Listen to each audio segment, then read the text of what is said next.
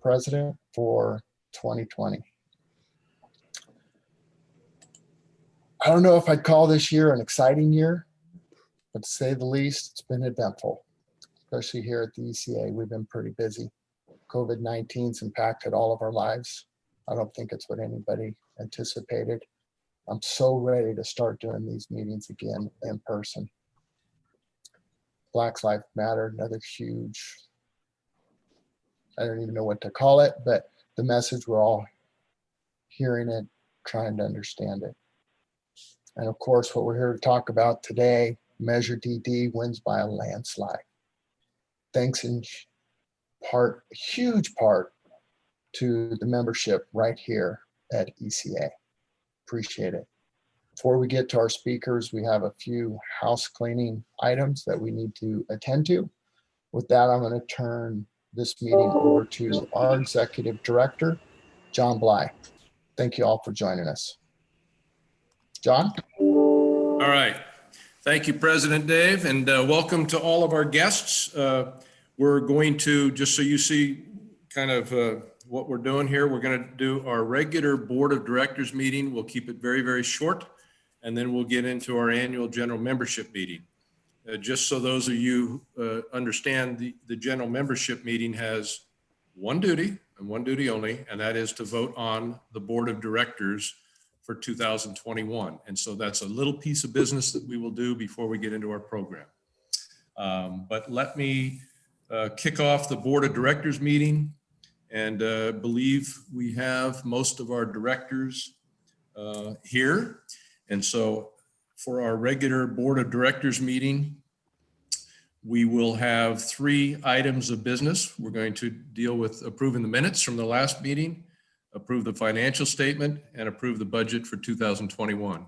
Even though there's a regular board meeting, because you got general membership here, if you guys have any questions, ask away. But for that, I will entertain, hopefully our board members have looked at the minutes from our October meeting. If there's a motion to accept those minutes, I would entertain that right now.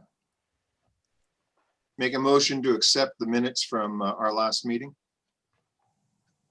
Second that.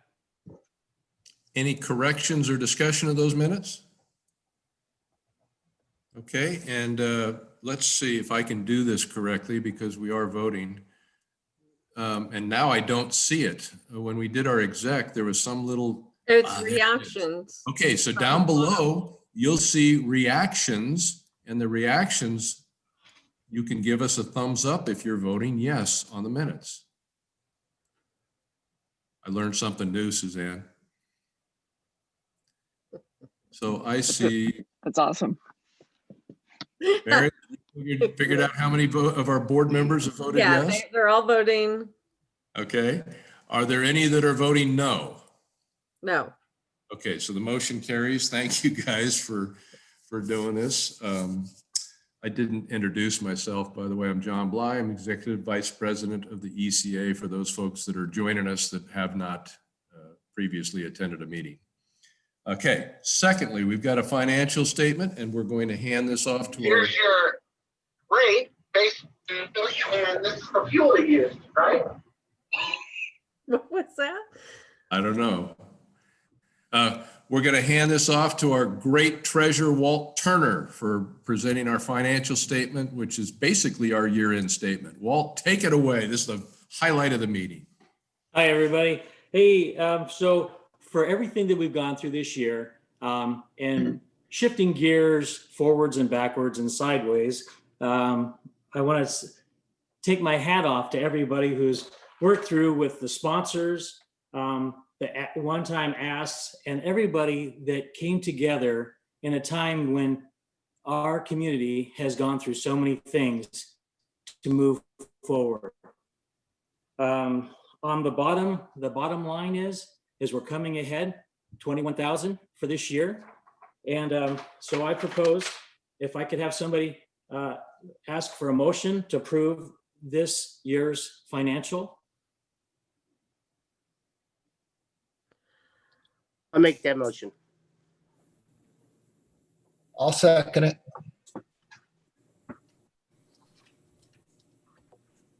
And we're in discussion now, Walt. So the one thing I wanted to make sure the board understands as to the year-end financial, we have verified with Moss Adams that the proper way of handling our PAC is that we have to have some administrative costs for administering to our Political Action Committee fund. Those have to come out of the PAC. They're not, it's not legal for us to charge dues and then run the PAC off of those dues. So basically this year is the first year that that rule's been in place for us.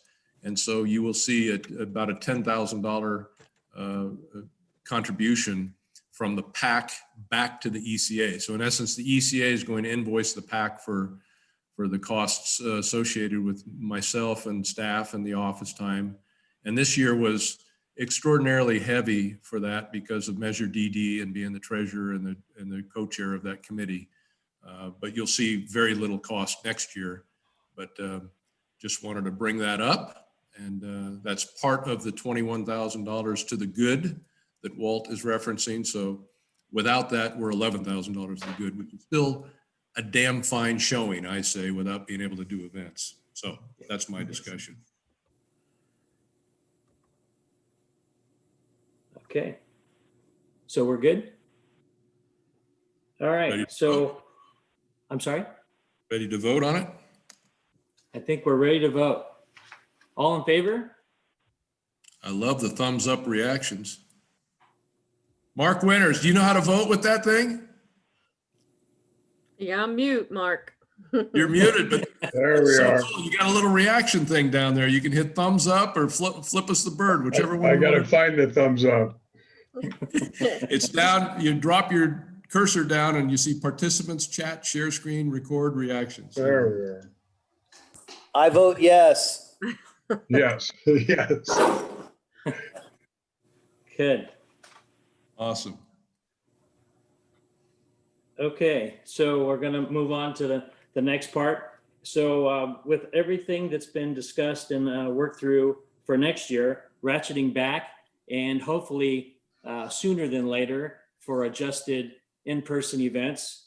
The budget shows, even though some of the things we've ratcheted back by different percentages throughout the year, we still will show a profit of 10,000 by ratcheting back with all our great members in place like they were this year and moving forward.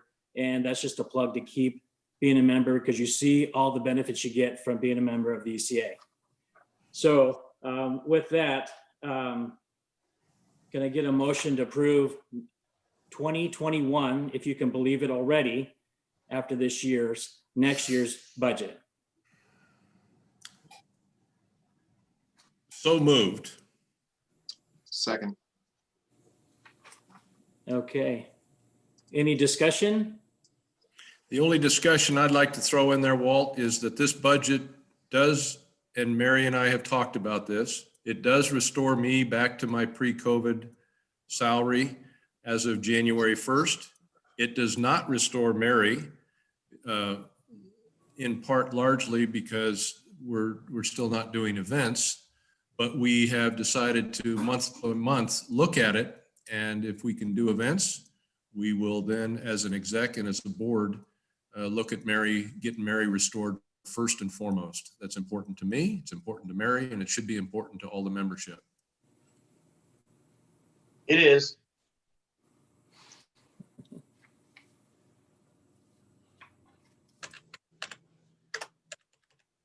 So I think that's it, right, John? Yep. Okay. Oh, I just love to do that.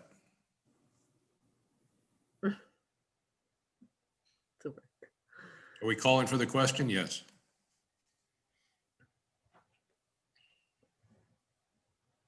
All in Time to favor? Okay. Kimberlina, that's very creative. I like that. All right. Motion carries. Thank you, guys. At this point, we don't have a membership report. We'll delay that until January at our first meeting for the new board in January. And at this point, I would like to adjourn our Board of Directors meeting and convene the annual general membership meeting. So the annual general membership meeting is now convened, and I've got a couple of comments, so I know I'm a talker, so I'll go quick. I'm John Bly, Executive Vice President since 2010. Proud to represent the membership all these years. I love it. When I started in 2010, we had 84 members. Today, we have over 150 members. We've been Sonoma County centric, and we are now expecting to expand our involvement and advocacy into Marin, Solano, Napa, Lake, and Mendo counties. We don't compete with Yukon or AGC, but we usually have similar views and positions as we all try to represent our members and provide good return on investment to them. They're our business clients.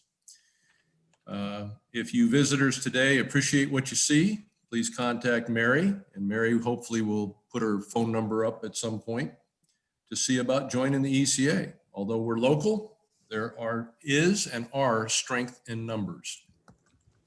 We primarily focus on industry news in our areas, both professional and political. We're involved with and collaborate with other associations that are business, ag, real estate, and construction friendly. Although we sometimes differ, as we did this year on Measure DD with some of our traditional friends, we are almost always in lockstep with them. And we find that collaboration very helpful when we talk to staff and electeds. We put on several events each year, which provide opportunities for networking for contractors and affiliates. We also put out a weekly newsletter that takes provocative editorial positions, or I try to anyways, as well as informing our members of issues that are being considered and drafted by city and county staff. We've got influence and work with all electeds to safeguard our environment, increase our job opportunities, and secure funding streams for future work. Today, we are simply celebrating and patting our members and our employers on the back for a job well done in widening the Highway 101 corridor. This is a feel-good meeting. We don't accomplish things by ourselves, obviously. We need and appreciate our cooperative agencies like Sonoma County Transportation Authority, and they are rock stars in my mind for what they've been through and what they have handled, as well as Caltrans. We've got Caltrans here as well today. We've got several presenters. I'm not going to introduce the presenters. I'm going to drop kick that over to Suzanne Smith, who is the Executive Director of the Sonoma County Transportation Authority. And if you ever want to see somebody that can herd cats politically, this girl have you here, Suzanne, and proud of our accomplishments. And we're so happy that you're here to introduce our speakers and share this celebration with us. Thank you. Thank you so much, John. I gotta say, we would not be celebrating to any real degree were it not for you and the partnership and support of ECA. You know, I appreciate being included today in this meeting, and you're going to hear from James Cameron and Dwan Nguyen. James is from the SCTA staff, Dwan from Caltrans, about all the successes we've had, shared successes, right, between Caltrans, SCTA, the contracting community, providing really important and critical infrastructure for travelers throughout Sonoma County. And I will hand it off to them in just a sec, but I really wanted to take a minute to, and I apologize, I am in a car, I'm not driving, but I'm out of town for the week, but I wanted to really thank the ECA from the bottom of my heart. You guys made this ballot measure possible. It was no gimme. And the fact that we ended up with 71% in this environment, this economy, I think it demonstrates the partnerships that we've had in the past and voters understanding and appreciating them and saying, yeah, keep doing what you're doing. You know, the fortitude of the ECA board and the PAC to really stick with this was so, it blows me away. It really was courageous, and to know that that you've got your sort of colleague agencies talking about a moratorium and not doing any taxes, even though typically they would have been supportive of this measure. I'm just very, very grateful that you all, the policy board took some risk, obviously, in putting this on the ballot. But knowing that you had their back was really critical. And you know, you guys are a political organization, and John knows that really well. It definitely is noticed which organizations stuck with us and which didn't. The local policymakers know that. So, you know, from your organization's donations to the campaign side of this, John's time and energy to it, plus the contributions from a number of your members, that's the reason we were successful. So we wouldn't be here without you. We wouldn't be here talking about our successes with Measure M, and we wouldn't be here celebrating the fact that 2020 is kind of closing out on a high note for us from the new measure, and that we're excited. You know, we're excited to know that we have a continuous funding source that's going to keep jobs going, that's going to get new jobs out on the street. It's just super exciting, and I'm very proud also to hand this off to James to talk about the last 10 years of success, because it really is that commitment and dedication to the community, and also just the community's tax dollars. You know, we take pride in using them well and partnering with Caltrans to get the most out of each dollar. So you're going to hear more about that in detail. And again, just thank you so much to John and to the membership of ECA. It's a pleasure to call you guys our partners. So with that, I don't know if Mary, if you figured out the screen share thing. I did. Yeah. I Okay, it good. should be able to screen share. Suzanne, can I do one little awkward thing that I forgot to do before? Sure. And thank you for your wonderful comments and the collaboration. It's obviously a two-way street. You know, you guys have been great, but I did not, my error, present the one thing that the general membership gets to do, and that's vote on the 2021 Board of Directors. So Mary, can you Yeah, no, you need. we have a little business to attend to first. Mary, can you share that on the screen so that our general membership can see who is been nominated for our 2021 Board of Directors, please? Let's see. I got to figure out how to do it. Hold on.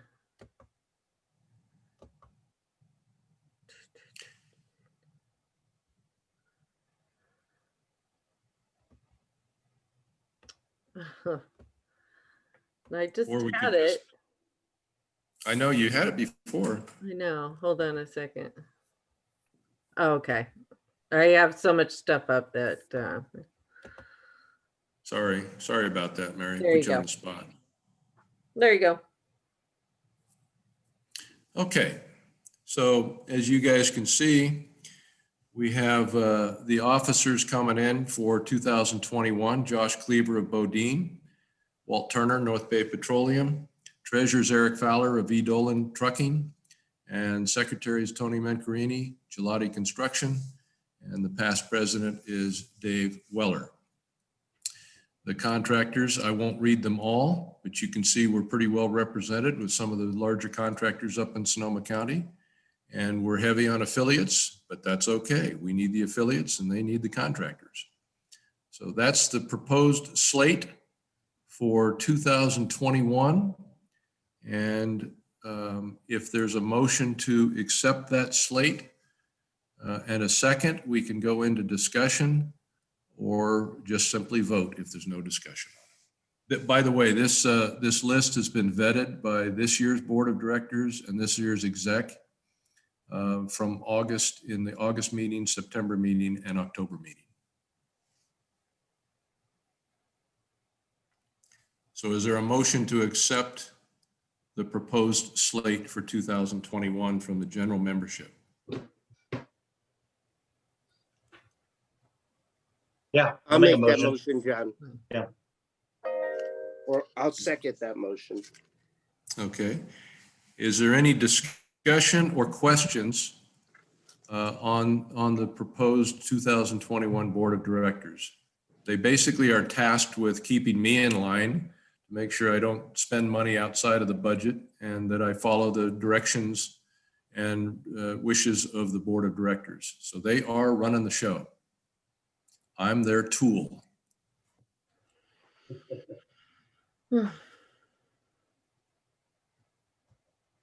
Okay, all approved?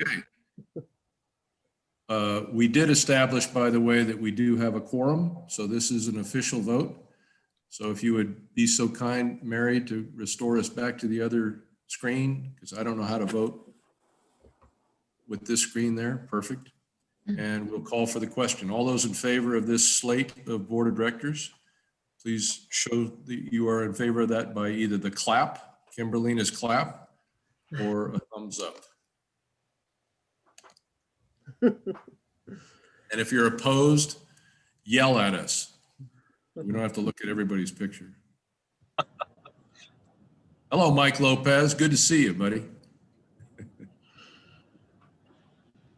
All right, any opposition to that? We have a board for 2021. And at this point, thank you guys very much. We look forward to great leadership by these wonderful people that are giving of their time. And we want to thank the parent companies too, to allow us the involvement of their key personnel. That shouldn't go without saying. I also wanted to say a very fond thank you and farewell to the board members that are at least taking 1 year off this year.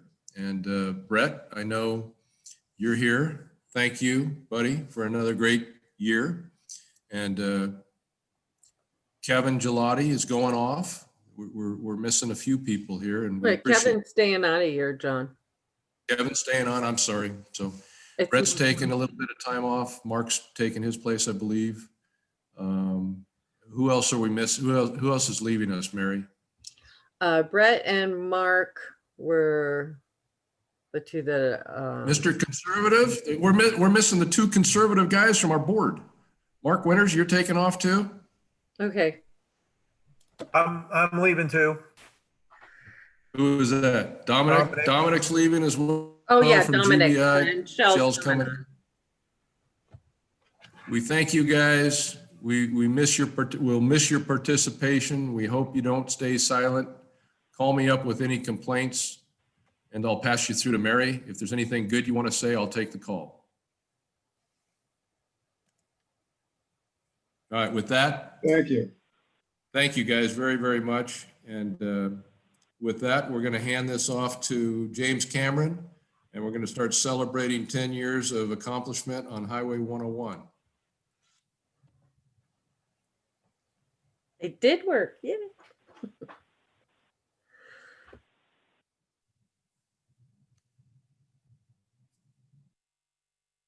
Can we call for a revote?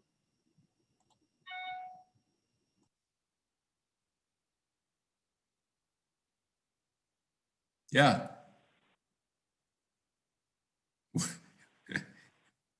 We can call for a revote, but you got to stay at your camera. Are you suing us, Greg? I think Greg wants to join the board.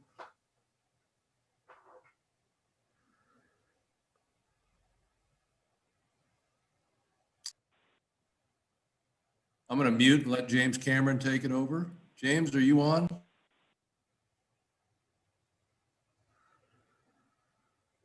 Thank you, John. I apologize, Dina cannot make it today, but Dewan Nguyen is here. He's the Deputy Director of Programming for Caltrans District 4 Bay Area. Dewan and I have been working together since early 2000 when I was a resident engineer for Caltrans. Very knowledgeable of the corridor and all things Caltrans District 4. So taking you through the presentation here, Suzanne has already done the thank yous, and we're going to talk about a decade of success, talk about some future projects, and we'll do some Q&A and a check-in on time. If we have time, we'll get into the future funding scenarios or what's happening with funding in our county and throughout the state. We're here to celebrate that decade of success from Novato to Cloverdale. We basically have a new corridor along 101. It's something that's really we're celebrating. It has been completed primarily since 2010. There were some sections there between Rohnert Park through Santa Rosa that were prior to then, but the majority of that work has happened within the last decade. SCTA has worked with strong partnerships with the members of ECA to deliver these projects. SCTA will typically do some design, environmental work, partnering with Caltrans to deliver the project to construction, and then Caltrans does the construction implementation 100%. SCTA moves into an oversight role or a partnering role, all bid and construction managed by Caltrans.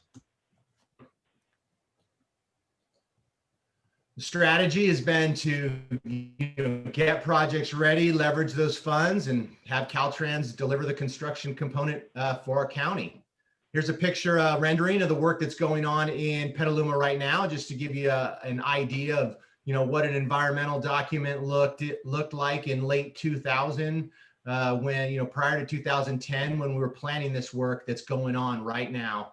If you're to stand in this situation at the Corona Road overcrossing, you'll see a lot of great work happening, as well as later in the PowerPoint presentation. Our 22 miles of carpool lanes are going to open by the end of 2022 with the work that Gelati Construction is doing right now in Petaluma. I like this picture here because this little picture shows you the work that started it all between Santa Rosa and Rohnert Park, where these lanes opened up in 2002, and it, fairly straightforward job. It just add a little asphalt in the middle and pave it and open the carpool lanes. We all know there's a lot more to it than that, though. We came up with a strategy of segments, the North Central, Wilford, and Marin-Sonoma-Monero segments to deliver these carpool lanes. Those are the environmental documents that were done. From there, it was further segmented into an alphabet soup. So forgive me if I'm referring to letters and numbers. It's part of the jargon that's come along with the delivery to get to where we are now, to come up with independent utility of segments that you can actually fund. There is no way to put together the $1 billion at one time and build this in one go. Those segments, like I was saying, in Marin-Sonoma-Monero is broken up into more than a dozen other segments of those construction packages that we've been working together delivering.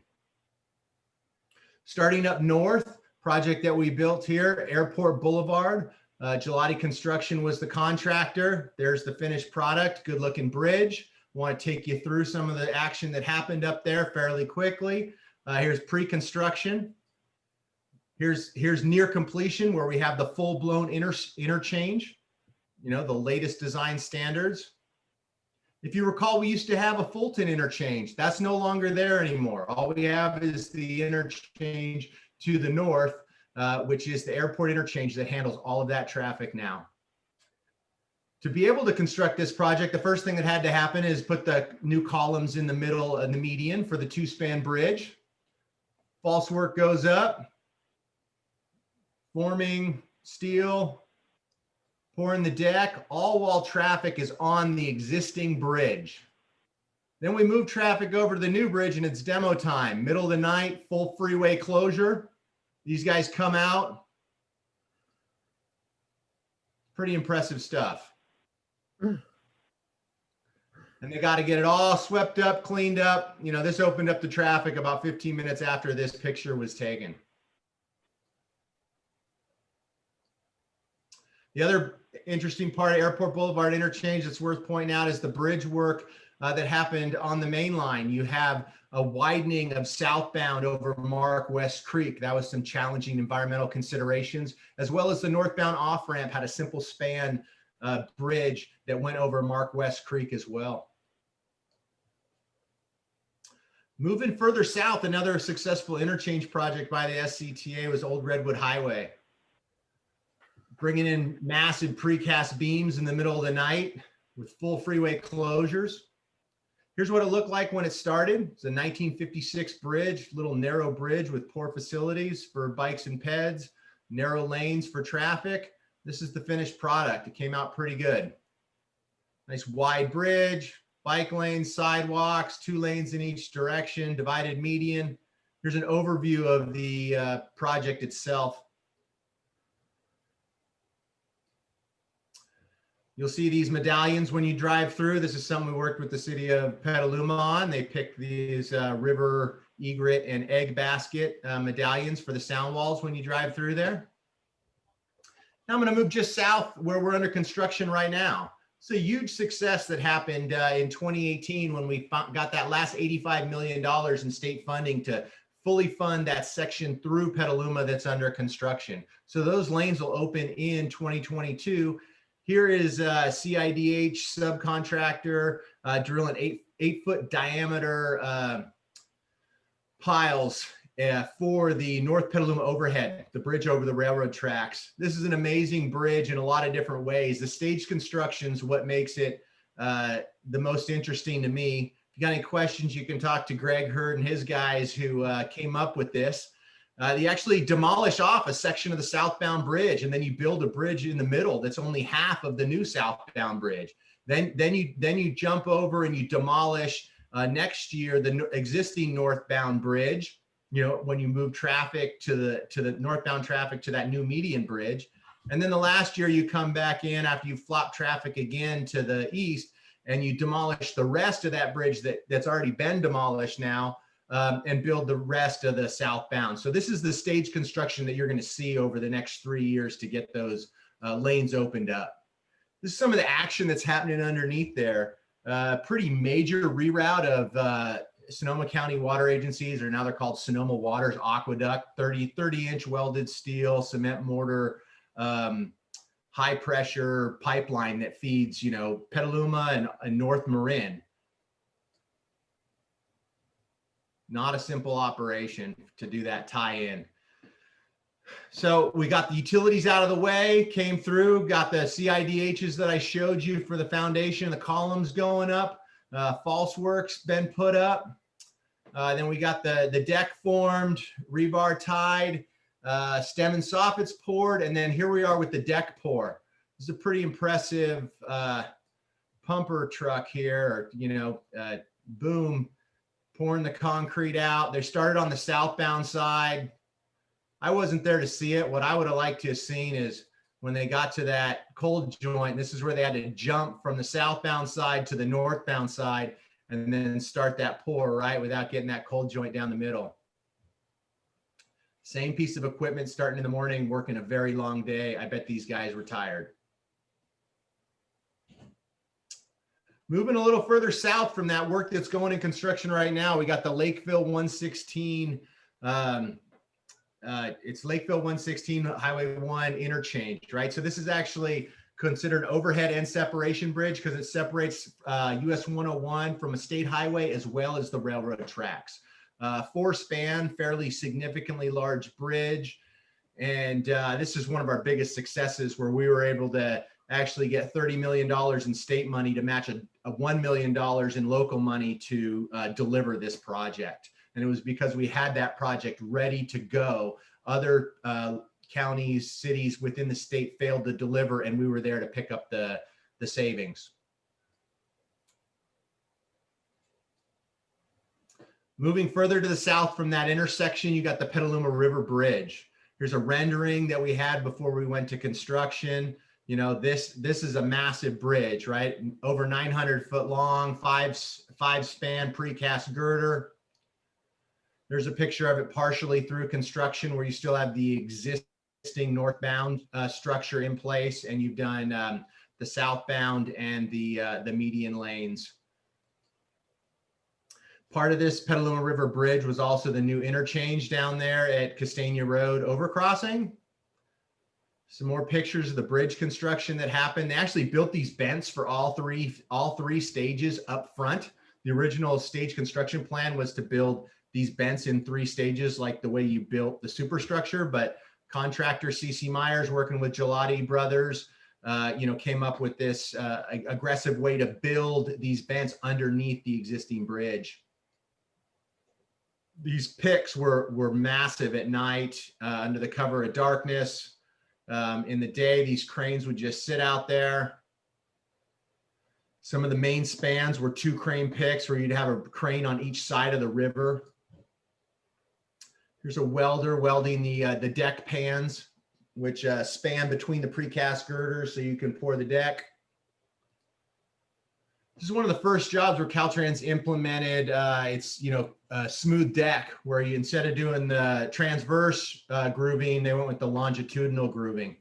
A lot better for noise, especially being up there high in Petaluma where you have the subdivisions where that noise could echo to. Makes for a lot quieter ride. Some of those impressive cranes I talked about. This operation at night, I had to go out and watch one night. So these are my pictures that I took, where they bring these things in on trucks that take major escorts and pilot cars to bring them in. And then these cranes down below are just picking them off the trucks and setting them into place, and then they're securing them. There's the C.C. Myers project manager there. This guy's, fastening it. And anyways, this is one tough dude right here. I'll tell you what, I remember talking to him that night. Here we are, coming down to try to see that same operation on the same night. And then, there it is in the day again, where it's just sitting around. There's the finished product, right? You had these 2 old bridges, and now you got this one uniform bridge.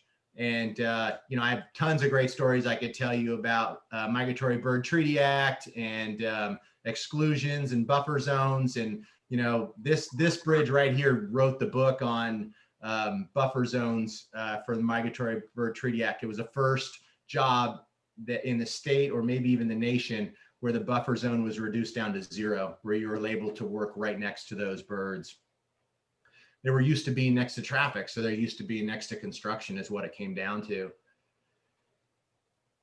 Moving further south, we got the Marin Sonoma Narrows B3 project, major earth moving job, right? So 500,000 cubic yards. This one's Gelati Brothers. I'm sure you've all seen this in construction. Huge embankment fills towards the bottom of the hill where there's a curve correction where the road gets realigned west of the existing alignment or the previous alignment. Massive cuts up at the top of the hill. We basically took off the top of the hill to make that fill down at the bottom. Here's a couple of views of an earth cam they had out there. This camera would take time-lapse photos. It's pretty great for doing reports and showing what's happening.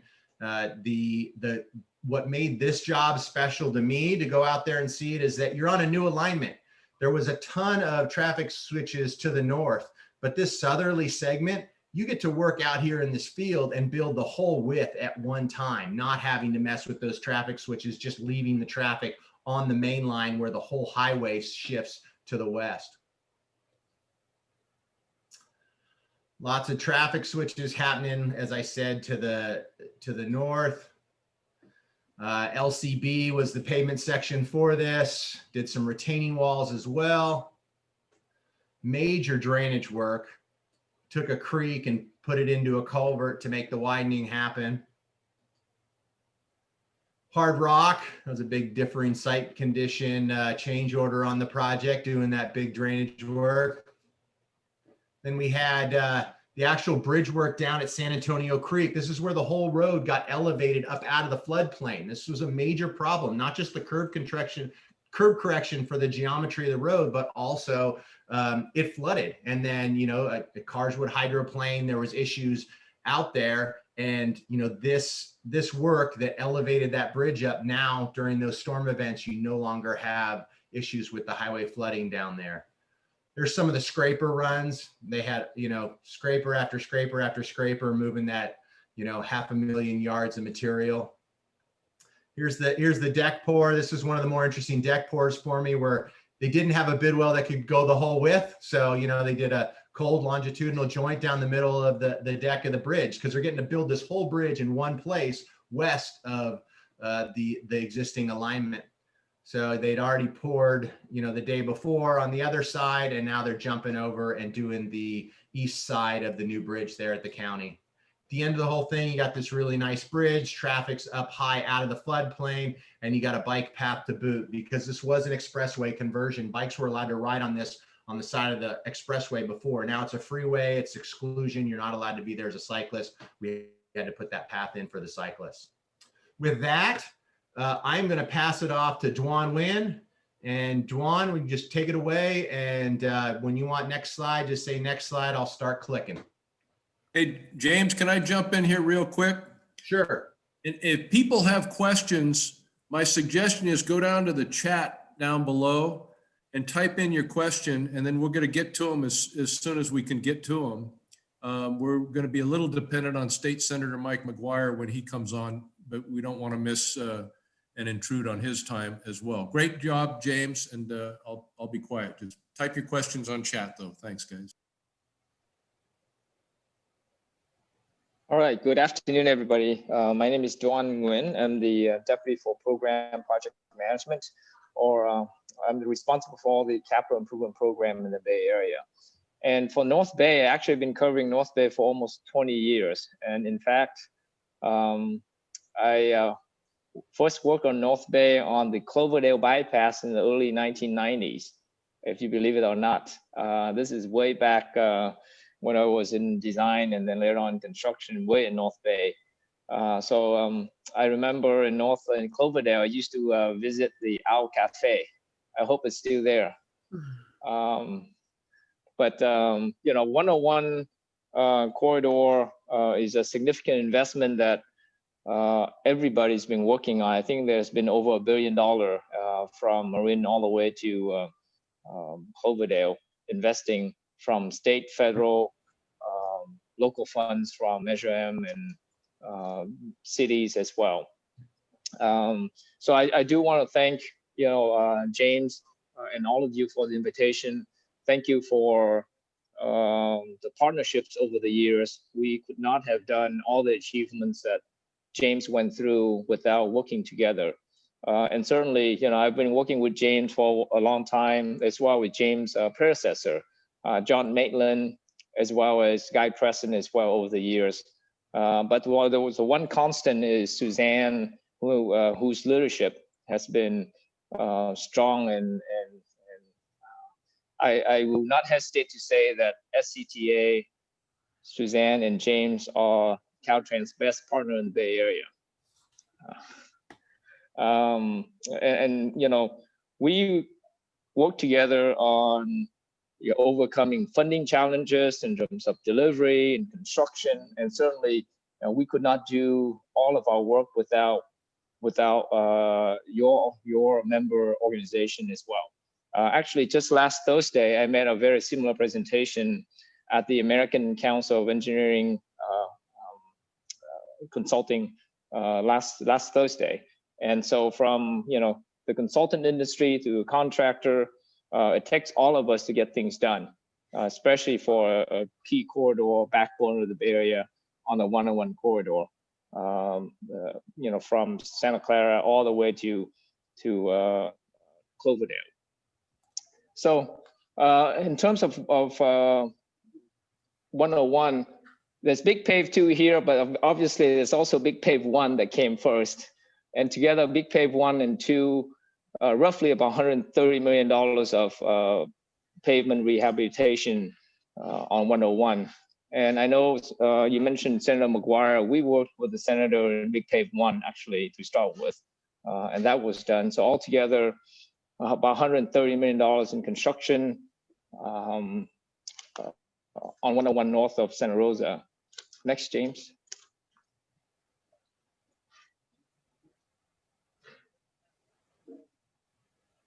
Some photos of the good work that was done. Working in North Bay is different from the rest of the Bay Area because of the environmental challenges in terms of the remoteness and also, and paving temperature challenges as well, different kinds of structural materials. But this is some beautiful picture of North Bay. Next.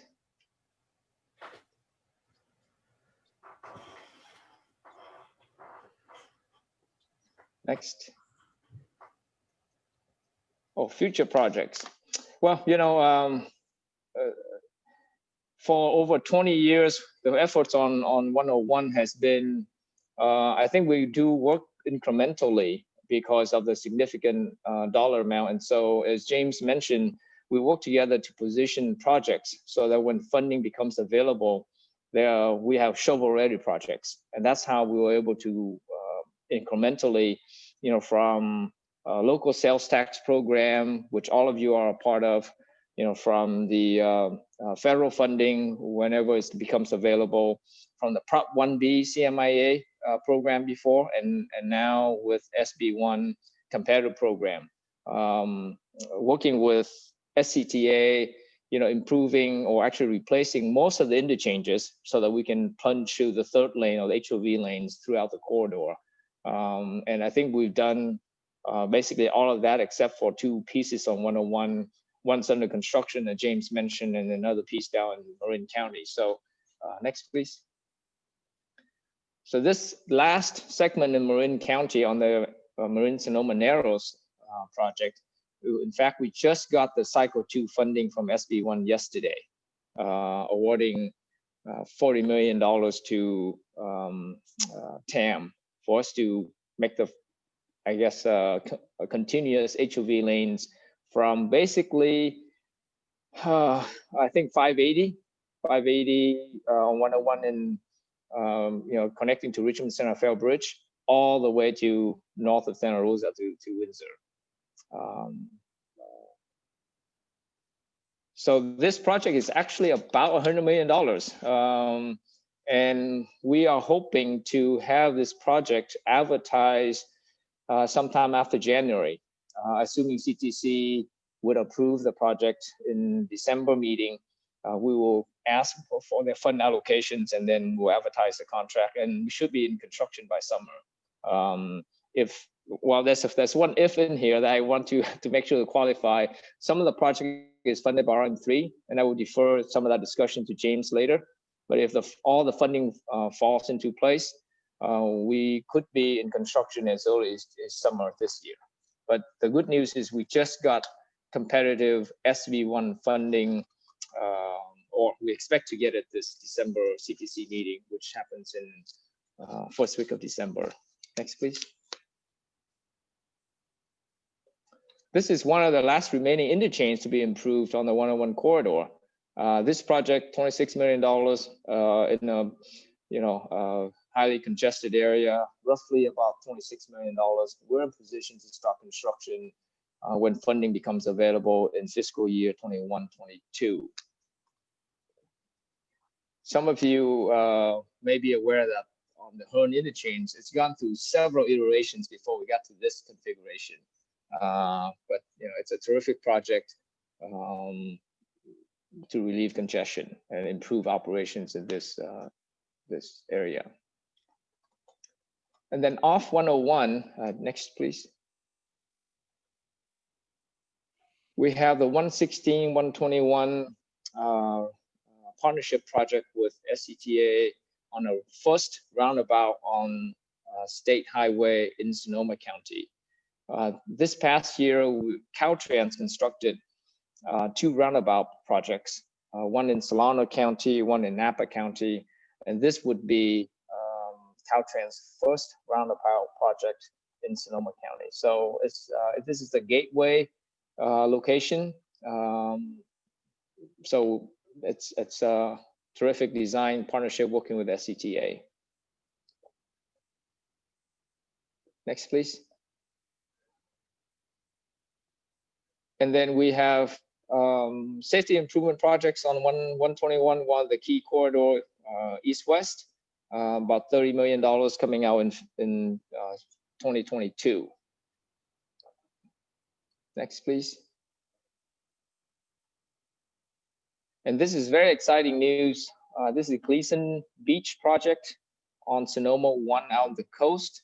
Just last week, we got Coastal Commission unanimous approval for the project. So we will be going to CTC for funding, about $36 million in January. and we will advertise the project, and hopefully we'll be in construction by summer. This project has been in the works for over 10 years, working with the community, with Supervisor Hopkins, and to get the county and her support.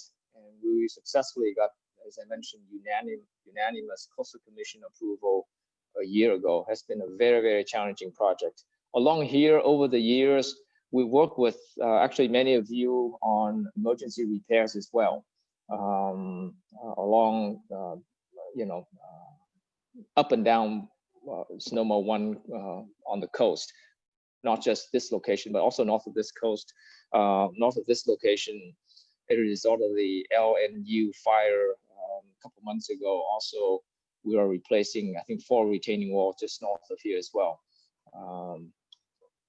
Next, please.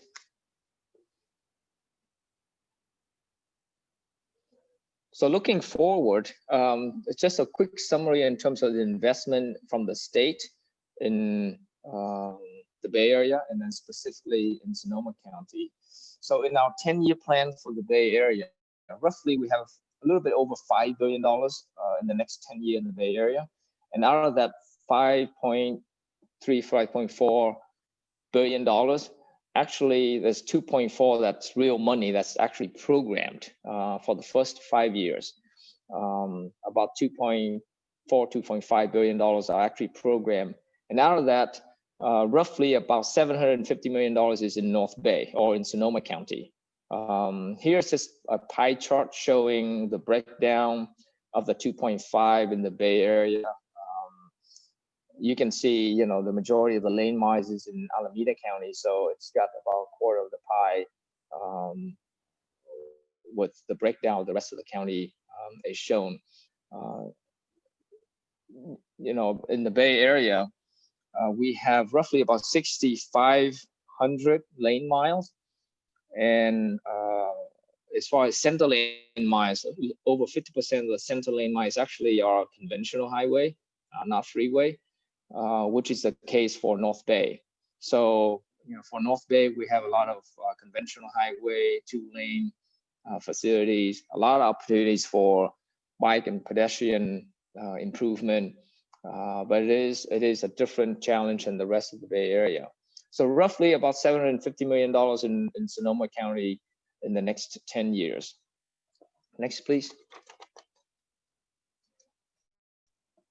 This chart just to show, count of projects in the next 10 years in Sonoma County.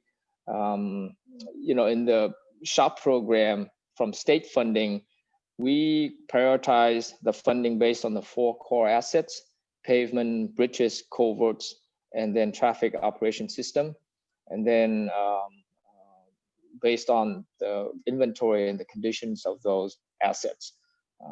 That's how we prioritize the funding, as I mentioned earlier. $5 billion in Bay Area, roughly 750 in Sonoma County. Next, please. So this is the breakdown of by dollar in terms of the fiscal year of projects upcoming in Sonoma County. I would focus on the first 5 years up to fiscal year 23-24, which are real money. Money is actually programmed. The rest are planned. The last 5 years are planned.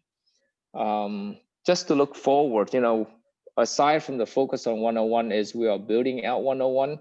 The upcoming challenge for the Bay Area and for the state and is climate change and sea level rise. The Gleason Beach Realignment Project, that $36 million project I mentioned earlier, is one of those projects along the coast, and we would have more of those in terms of climate change. The other area of focus for investment from the state funding is also modality, more bike and pedestrian improvement facility as well.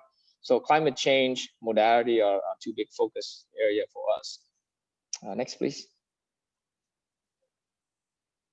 So talking about climate change, Route Corridor is going to be the focal point in North Bay, spanning 4 counties, between 101 and basically Route 29 in Napa.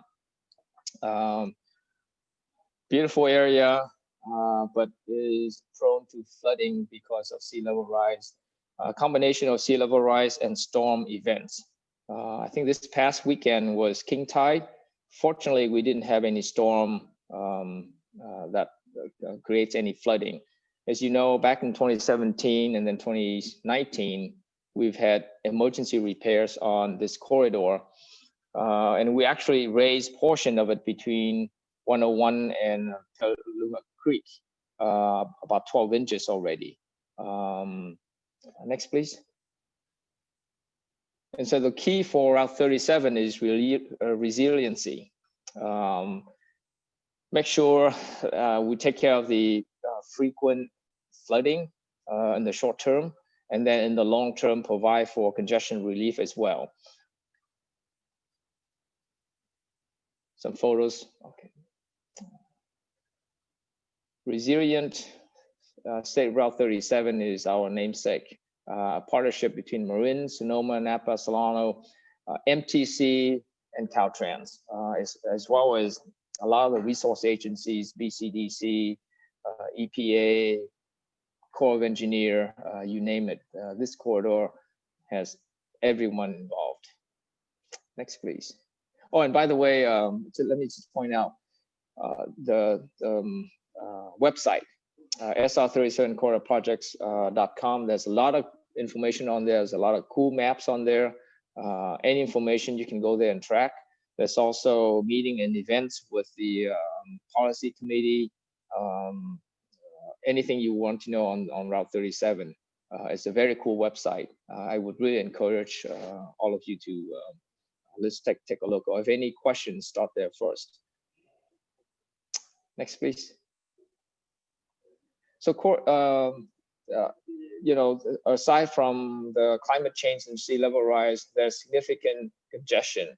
100-minute travel time, obviously morning and afternoon, directional on 37. It is the main east-west corridor from 101 to 80.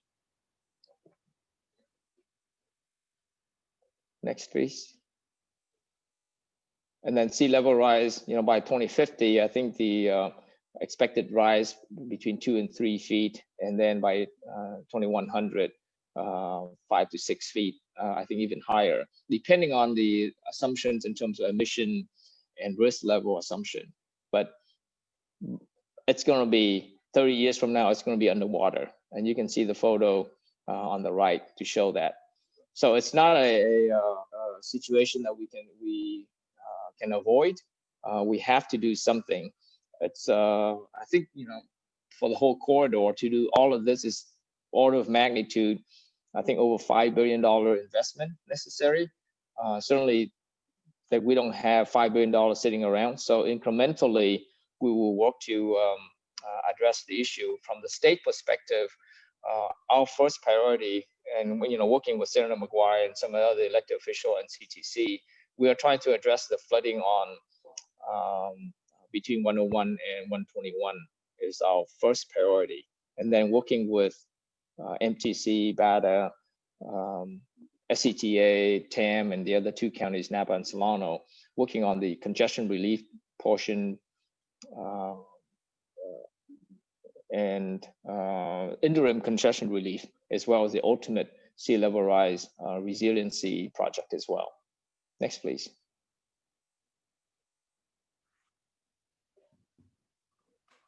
So this is the ultimate project. A couple options or a few options you can see down the bottom.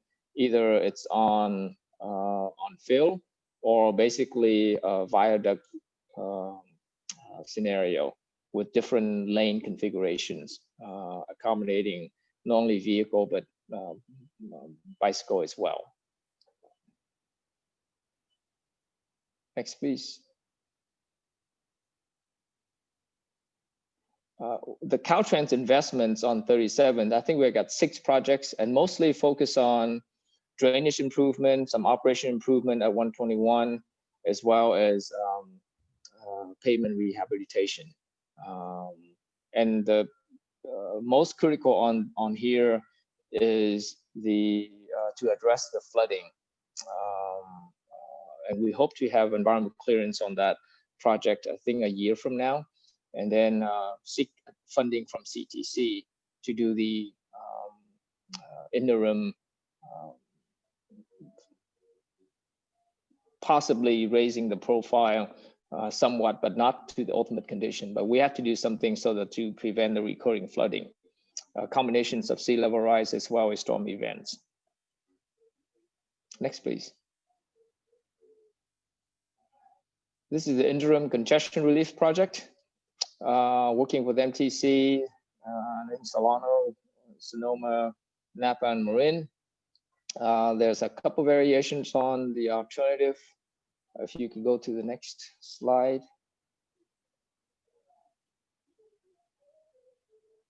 One more. So there's a movable barrier in the median. There's a running lane or part-time shoulder use, or a 4-lane scenario with, all staying within the existing footprint to minimize environmental impacts. So all this is all congestion relief, with congestion relief in mind, not the sea level rise, addressing sea level rise. Next, please. So environmental approval, hopefully in 2022, and then pending funding availability. A lot of them will be on our, it's going to take a lot of money as well as multiple funding sources to get this done. There's potential legislation as well, and I will defer to James to talk about this on future funding.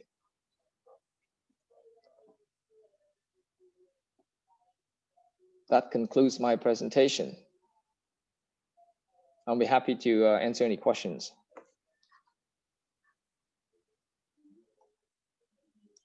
Duan, that was really well done. I mean, that's a lot of information. I've been following Highway 37 at those UC Davis meetings for a decade and seen you there often. Very, very complicated project, and kind of breaking it down into congestion relief versus the sea level rise is a good way to try to get our heads around it, because it's too complex to even understand it otherwise. A couple of questions, and I don't know who they should go to, either James or Duan, but one came from Mike Lopez, and he wanted to know, and I think there's a good question. There's so many dollars being spent, so much construction work. How safe was all of this work? In other words, what was the kind of the lost time accident ratio for the overall projects, or do you even keep it overall, or is it project by project? And James, does that go to you, or does that go to? Yeah, I know of, some injuries and fatalities that happened, but I don't have like a factor or a number. It's something that, Caltrans does the implementation on. We don't necessarily have the construction managers that manage each of these jobs. I don't know if Duan has anything to add to that. I assume the question is referring to all the work on 101. And 101, when we talk about work on 101, we have to mention our very close partnership with CHP. They work hand in hand with Caltrans for the construction, under COZIP and all of these projects. And as far as I'm aware, there hasn't been anything significant. I mean, obviously, most of the work is at night when traffic is lighter. But as far as, and then, I can recall the very challenging when we were winding 101 right through Santa Rosa. That was very challenging with Highway 12 coming in on the connection. I don't have any specific data to say that, how safe was during construction, but I'm not aware of anything that was significant. I can certainly try to look, but when we do our traffic data, through construction zone, I'm not sure whether we actually track that data specifically, John, to know, because our data, is a look back, and we rely on CHP, on sometimes local enforcement as well on all those data. And I'm not sure whether we make the distinction if the accident was happening during construction zone or not.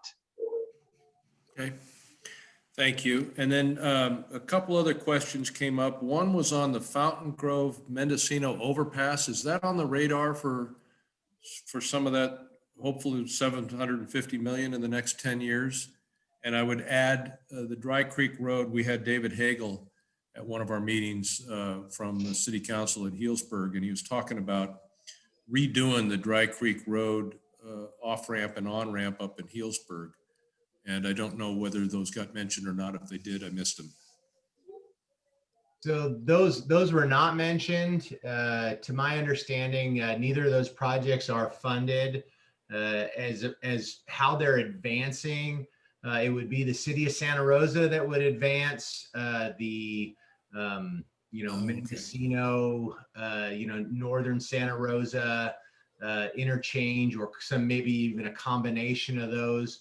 Santa Rosa did submit that as one of their priority projects to potentially compete for Go Sonoma Act funds in the future. As far as the Dry Creek improvements, that would be something that would be transportation and public works combined with the city of Healdsburg. That's one of those challenging jurisdictional lines that essentially splits that intersection in half, where the west side is unincorporated county and the east side is the city of Healdsburg.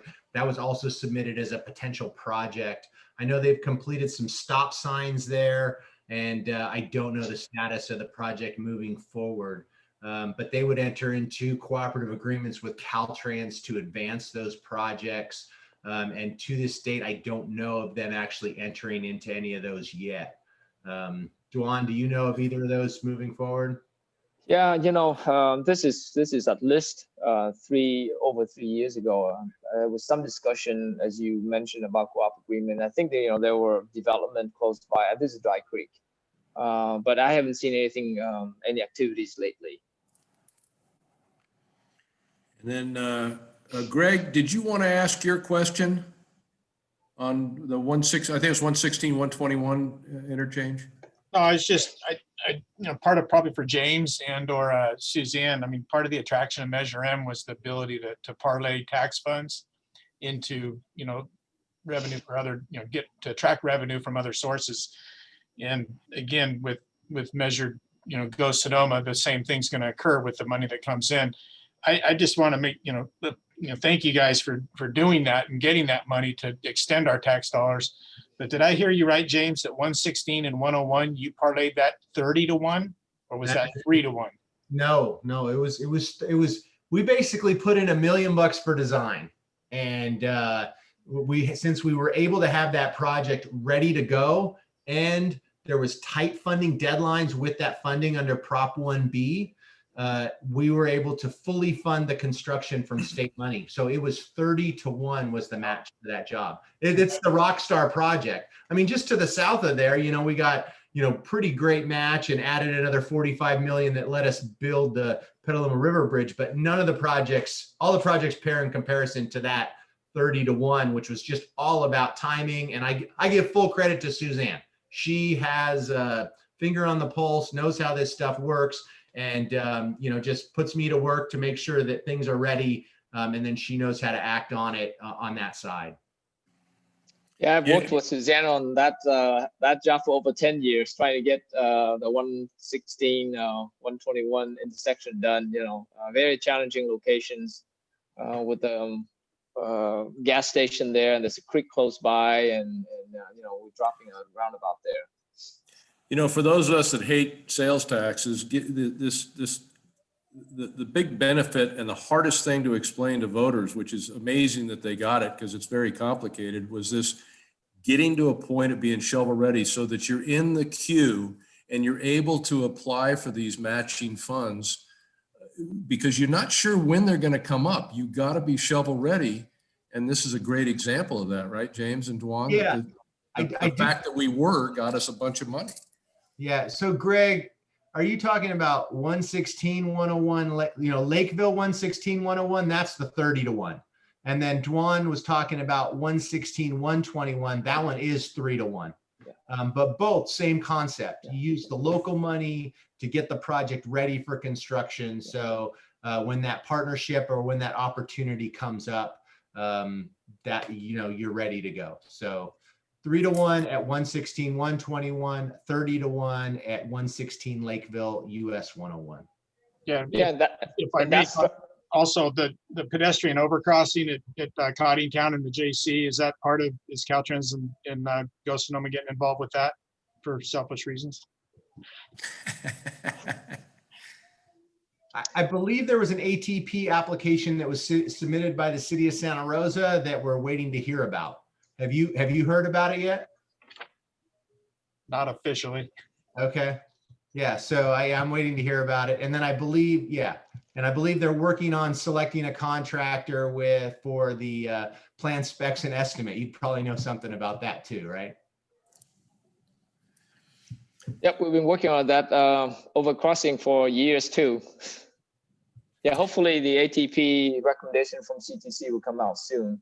I think yesterday they only have the congested corridor, trade corridor, and the local partnership. The Highway 37 figure that you threw out there, Dwan, was just staggering to me because I remember talking about this even 5 years ago. They were talking about $1.5 billion. Are we now looking at perhaps $5 billion to build that out and take care of climate change and the sea rise to build those causeways above the floodplain? I will break into two different scope, John, in terms of the resolving the flooding. It's more a short-term interim.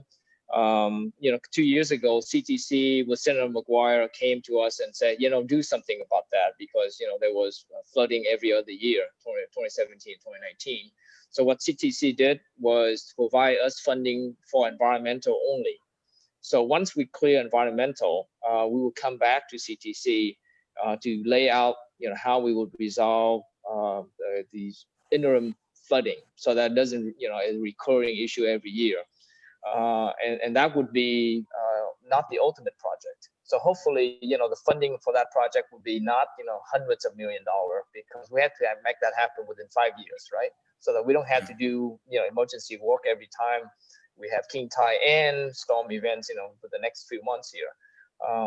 So hopefully, in a year time, we'll be able to come back and, maybe raise it, only, I don't know, a couple foot with some flood wall, just to buy us time to continue the funding for the ultimate project on we call it segment A, which is between 101 and 121. And then on the interim congestion relief project, I believe it's about what, $300 million, James? And yeah, it's between 100 and 200 million, depending on the alternative that gets selected. Right. So right. And the key there is to stay within the current footprint so that we don't have, significant environmental impacts. And depending on the funding level and the, I guess, alternative being picked, then we could resolve the congestion relief on segment B. But certainly a big part of that is the RM3 program. Well, James and Dwan, great job, you guys. For us gearheads, we could keep going on and probably would not get bored, but hot dang, we got Senator Mike McGuire. He was going to tell us what's up about what's coming down. Hey, Thank you for joining us, Mike. you're damn right. Hey, Mr. Bly, good afternoon, everybody. How the hell's everybody doing? All right? Great. Yeah, living the damn dream on another Zoom, everybody. That's what I'm saying, huh? What a fucked up year. We'll just say 2020. My goodness. Hey, just so appreciative of each and every one of you for your work. Look, first and foremost, I just want to say thank you to ECA, and I want to say thank you to each and every one of you. Look, especially in this election, you fought some serious headwinds, and candidly, DD would not have passed without the leadership of ECA. And we owe you a debt of gratitude. And you have been on this issue of investing in infrastructure, which provides family sustaining jobs here in the North Bay. And we couldn't do it without you. And a special shout out to John Bly. Look, John Bly likes to be behind the scenes a bit, but I gotta tell you, John Bly you carry a 2x4, man. And no matter if there are challenges, you figured a way to get around them. And we are so appreciative, Mr. Bly, of your hard work, of your leadership, and especially getting this DD passed this year, that 26 million. It is going to mean the world to this community, especially continuing that self-help county status. I want to recognize James Cameron and Mr. Nguyen from Caltrans. John, we love you. Thank you for all your work, sir. And what I'd like to be able to do, if it's all right, Mr. Bly, is quickly, and I know Mr. Nguyen, Mr. Cameron did a round robin of all issues related to projects, but look, while we are seeing a decrease, obviously, in SB1 funds, we are going to remain competitive thanks to each and every one of you here in the North Bay. So as you know, we just finished the largest paving project in 50 years, beyond what we just saw with the 3 lanes from Windsor all the way to Petaluma. But the big pave was a $132 million project, 28 miles northbound, 28 miles southbound, from Windsor to all the way up to Cloverdale. And just want to say thank you because again, we are so appreciative of ECA pushing and your affiliates pushing SB1. It is a game changer for us. You take a look at District 2 Caltrans, which is Mendocino, Lake County, Humboldt County, Del Norte County. They're going to have a $350 million maintenance budget this year, the largest budget that they have ever had. And it is because of SB1, and it is because of the ECA and your contractors on that where we were able to be able to secure those dollars. That is a game changer for the North Coast. And you look at the highest unemployment rate, the highest childhood poverty, we're going to be able to invest that $350 million in the communities that need it most. And that's just on the Caltrans side of the ledger. That's not including the local SB1 dollars that are being invested in communities in those 4 counties that I just mentioned. And again, we're going to get bigger bang for our buck during this recession for the taxpayer, and we're going to be able to keep people and get people back to work with these projects, with family sustaining jobs.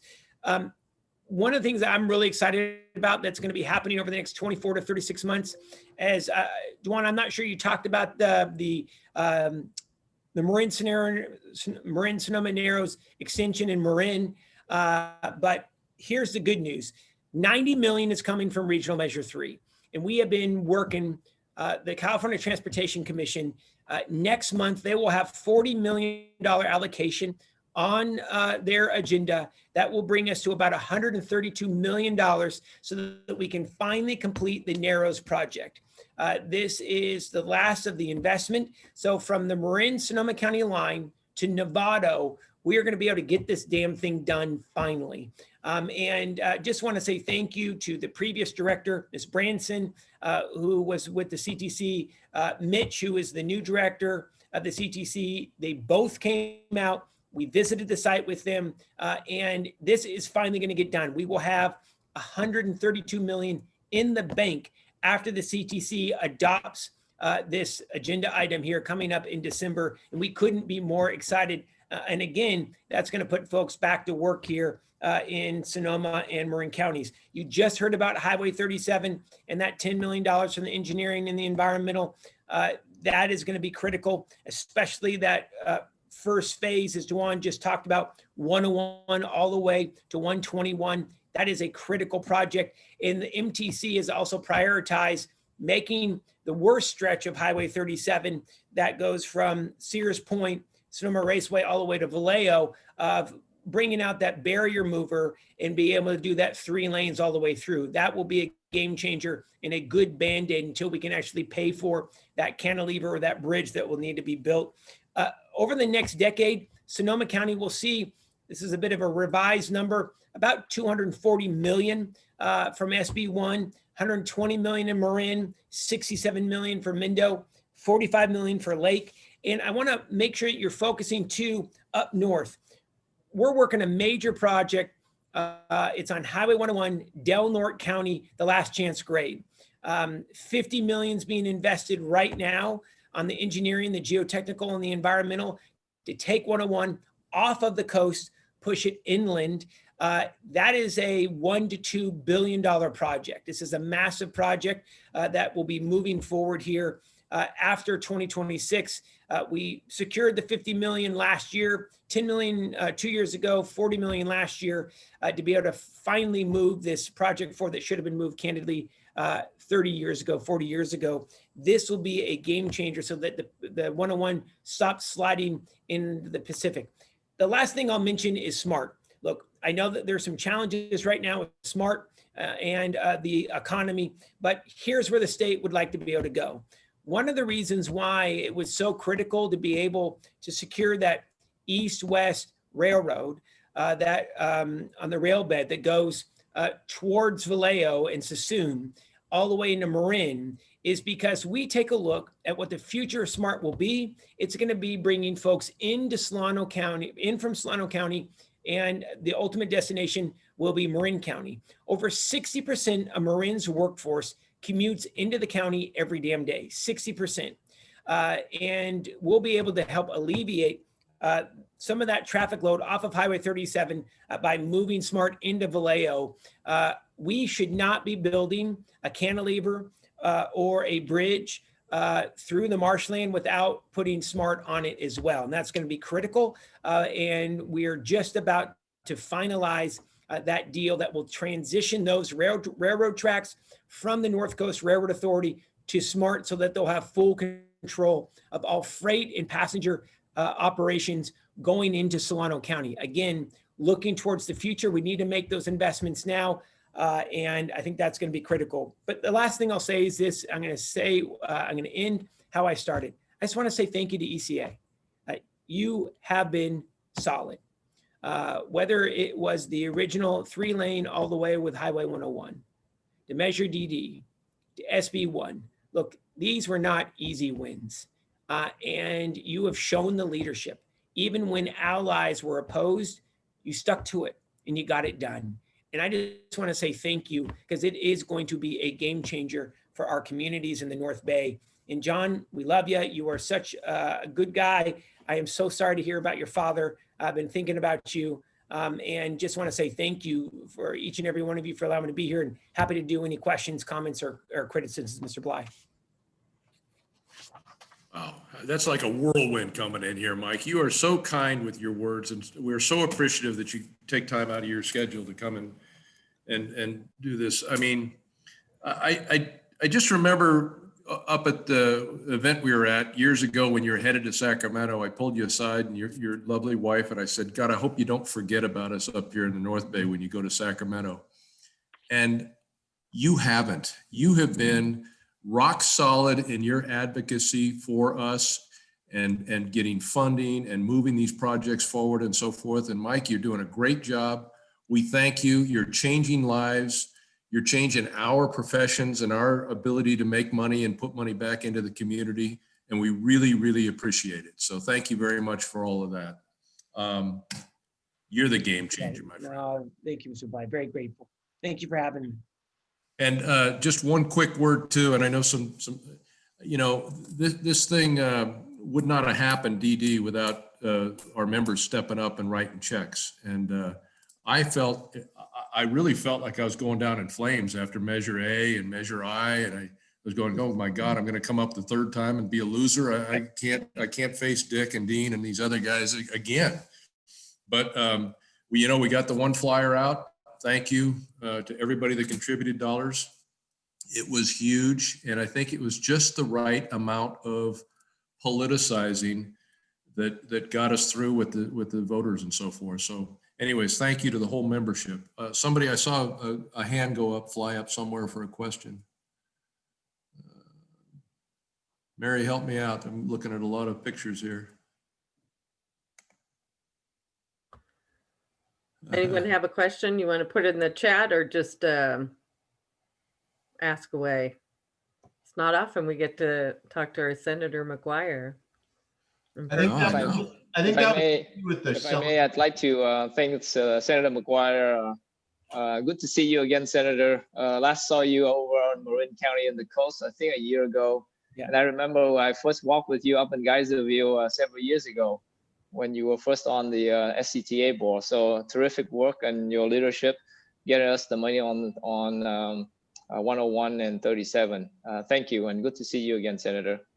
So Wynn, love working with you, man. It's wonderful to see you, and looking forward to seeing you in person once again. My goodness, enough of the Zoom. But thank you, Mr. Wynn, truly. Very, very grateful for your work and all the work of Caltrans, delivering on time and under budget. So thank you.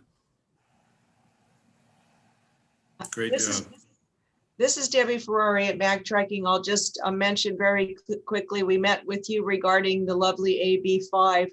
Don Yes, was nice enough to arrange that meeting, and we really enjoyed meeting you, appreciated your supportive words, and appreciate your great enthusiasm and energy, and look forward to hopefully being able to work with you in the future. Absolutely, Debbie. You're the one that has, I owe you thanks. You're the one who has been impacted significantly by AB5. I just want to say thank you for your work, and anytime that you want to sit down, I'd be more than willing. And thank you, Debbie, very much. Thank you. Yeah, I wanted to do just a quick shout out to the one organization that stuck with us the whole way on Measure DD, and that's Sonoma County Alliance. They've been through some crap here too in the last 6 months. That's a very extremely viable and important group. And we appreciate our brotherhood with them, and they stood with us when they didn't need to and didn't have to. And without their help and their support, I'm not sure we would have got there. So thanks, Brian, if you're still on.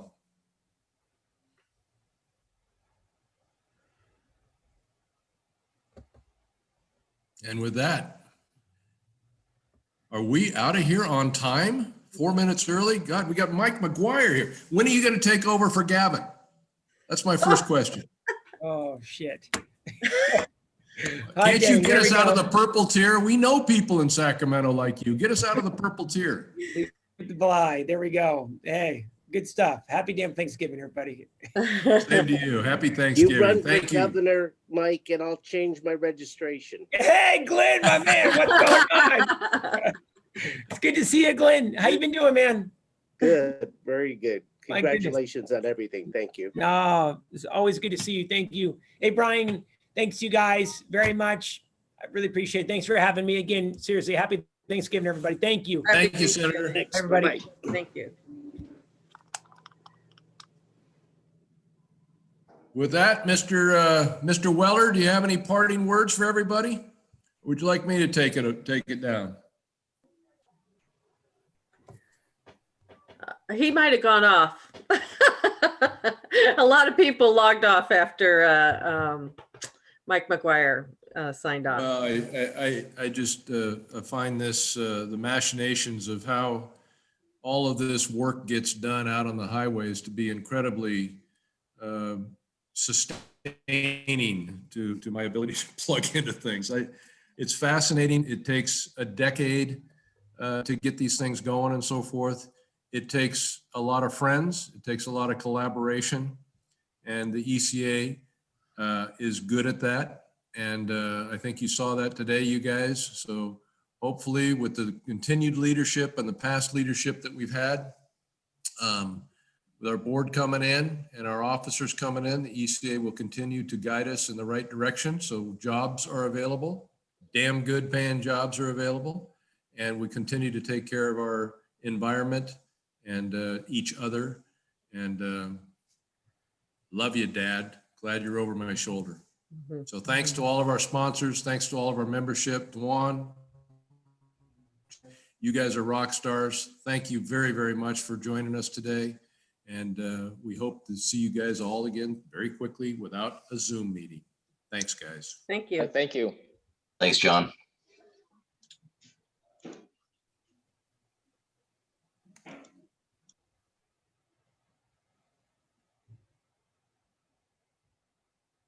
I guess it does. Okay. And thanks, Debbie.